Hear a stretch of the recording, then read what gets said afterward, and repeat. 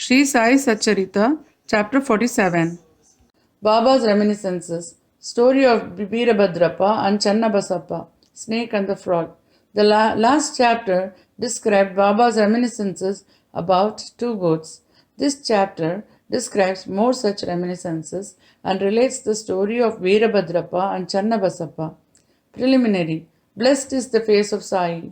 If we cast a glance at him for a moment, he destroys the sorrow of many past births and confers great bliss on us. And if he looks at us with grace, our bondage of karma is immediately snapped away and we are led to happiness.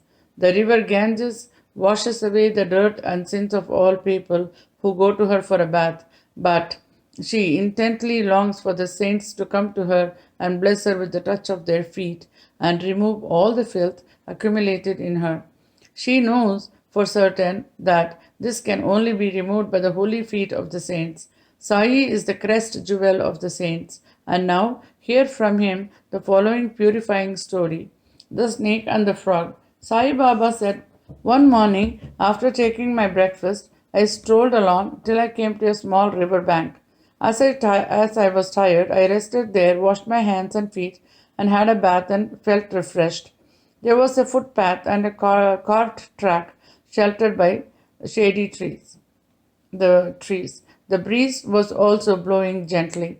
As I was preparing to smoke my chillum, I heard the croaking of a frog.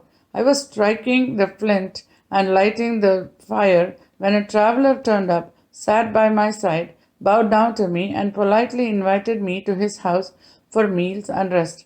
He lit up the pipe and handed it over to me. The croaking was heard again, and he wanted to know what it was. I told him that a frog was in trouble and was tasting the bitter fruit of its own karma. We have to reap now the fruit of what we saw in our past life, and there is no use crying about it now. Then he smoked and handed over the pipe to me and said that he would go there in person and see for himself. I told him that a frog was caught by a big snake and was crying. Both were very wicked in their past life and were now reaping the fruit of their past actions in the present bodies. He went and found that a huge black serpent was holding a big frog in its mouth. He returned to me and said that in about 10 or 12 minutes the frog would be eaten up by the snake. I said, "No, this can't be. I am its father, and I am here now. How shall I allow the snake to eat it up? Am I here for nothing? Just see how I release it." After smoking again, he walked up to the place. He was afraid and asked me not to proceed further as the snake might attack us. Not minding him, I went ahead and addressed the creatures thus: "O Veerabhadrappa, has not your enemy Basappa yet repented, though he has been born as a frog, and you too, though born as a serpent, still hold bitter enmity against him? Be ashamed of yourself. Give up your hatred now and rest in peace." On hearing these words, the snake left the frog quickly and dived into the river and disappeared. The frog also jumped away and hid itself in the bushes. The traveler was much surprised. He said that he could not understand how the snake dropped the frog and disappeared on hearing the words. Who was Veerabhadrappa and who was Basappa, and what was the cause of their enmity? I returned with him to the foot of the tree, and after sharing again a few puffs of smoke with him, I explained the whole mystery to him as follows.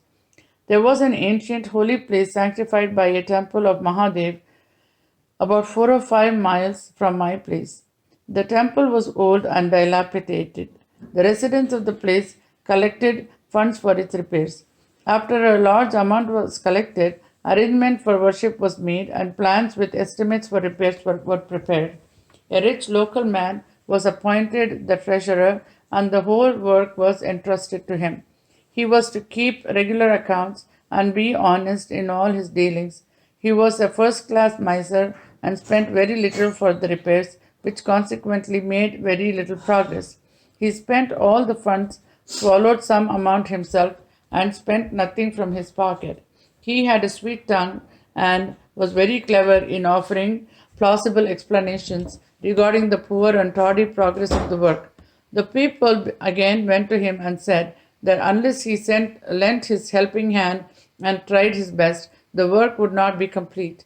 They requested him to work out the scheme and again collected subscriptions without making any progress and sent the money to him. He received it, but sat as quiet as before without making any progress. After some days, God appeared in his wife's dream and said to her, "You get up, build the dome of the temple. I will give you 100-fold of what you spend." She told this vision to her husband. He was afraid that it would involve him in expenses and therefore laughed it off, saying that it was a mere dream, a thing not to be relied and acted upon, or else why did not God appear to him in the dream and tell him about it? Was he far off from her?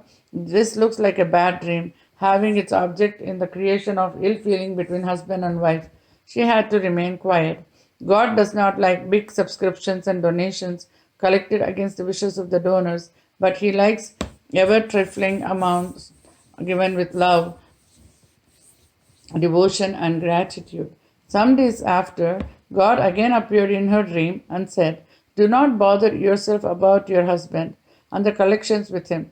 Don't press him to spend any money for the temple. What I want is bhava and devotion. So give, if you like, anything of your own." She consulted her husband about this vision and decided to give God her ornaments given by her father. The miser felt disconcerted and decided to cheat even God in this item. He undervalued the ornaments at rupees 1,000 and bought them himself, and in lieu of the amount gave a barren field to God as endowment or security. The wife agreed to this. The field or land was not his own, it belonged to one poor woman named Dubaki who mortgaged it to him for rupees 200.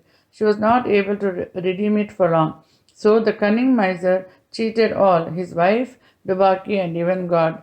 The land was sterile, uncultivated, and worth nothing, and yielding nothing, even in the best season. Thus ended this transaction, and the land was given in the possession of the poor priest, who was pleased with the endowment. Some time later, strange things happened. There was a terrific storm and heavy downpour. Lightning struck the house of the miser when he and his wife both died. Dubaki also breathed her last. In the next life, the rich miser was born at Mathura in a Brahmin family and was named Veerabhadrappa. His devout wife was born as the daughter of the priest of the temple and was named Gauri. The woman Dubaki was born as a male in the family of the Gurav of the temple and was named Channabasappa. The priest was a friend of mine. He often came to me, chatted, and smoked with me. His daughter Gauri was also devoted to me. She was growing fast, and her father was seeking a good husband for her. I told him not to worry about this, as the bridegroom himself would come seeking her. Then there came a poor boy named Veerabhadrappa, wandering and begging his bread to the priest's house. With my consent, Gauri was given in marriage to him. He was also devoted to me initially, as I recommended his marriage with Gauri, but later became miser. Even in this new life, he was hankering after money and asked me to help him to get it, as he was leading a married man's life. Strange things happened. There was a sudden rise in prices.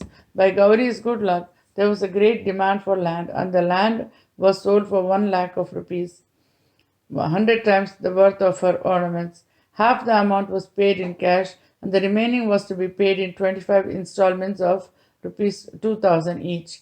All agreed to this transaction, but began to quarrel over the money. They came to me for consultation. I told them that the property belonged to God and was vested in the priest, and that Gauri was his sole heiress and proprietress, and no money should be spent without her consent, and that her husband had no right whatsoever to the amount. On hearing my opinion, Veerabhadrappa was annoyed with me and said that I wanted to establish Gauri's claim and embezzle her property. On hearing his words, I remembered God and kept quiet. Veerabhadrappa scolded his wife, and she came to me at noon and requested me not to mind the words of others and not to discard her, as she was my daughter. As she thus sought my protection, I gave her a pledge that I would cross even 7 seas to help her. Then that night, Gauri had a vision. Mahadev appeared in her dream and said, "The whole money is yours. Do not give anything to anybody. Spend some amount for temple purposes in consultation with Channabasappa, and if you want to use it for some other purpose, consult Baba in the masjid." Gauri told me in the vision, and I gave her proper advice in the matter. I told her to take the principal or capital amount to herself, give half the amount of interest to Channabasappa, and that Veerabhadrappa had nothing to do in the matter. While I was thus talking, both Veerabhadrappa and Channabasappa came there quarreling. I tried my best to pacify them and told them of God's vision to Gauri. Veerabhadrappa got wild and angry and threatened to kill Channabasappa, cutting him to pieces.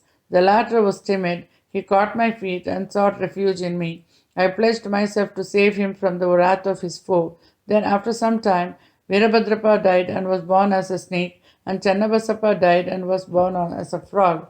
On hearing the croaking of Channabasappa and remembering my pledge, I came here, saved him, and kept my word. God runs to his devotees for help in times of danger. He saved Channabasappa by sending me here. All this is God's Leela or sport. The moral.